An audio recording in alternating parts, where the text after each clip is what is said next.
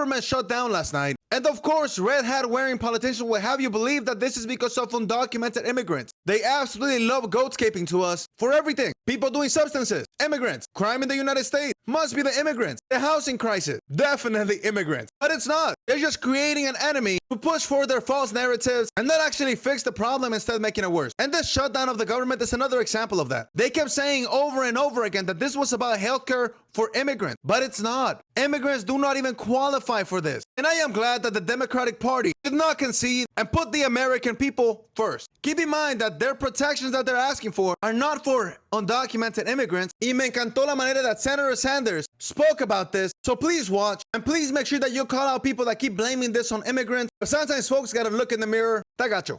We're looking at more income and wealth inequality than we've ever had. True. We're looking at a situation where we have a major housing crisis, major educational crisis.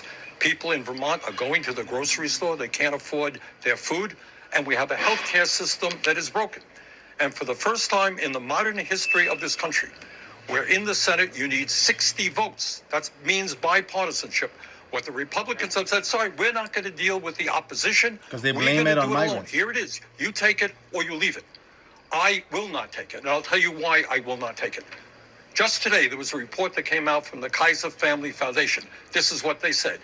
24 million Americans will see more than a doubling in their health care premiums. See what that means? People in Vermont and around the country cannot afford health care right now. So they just won't have health care. They won't have health care. And on top of that, what the Republicans did in Trump's big, beautiful bill is to throw 15 million Americans off of the health insurance they have. Another study came out, University of Pennsylvania, Yale. You know what that is?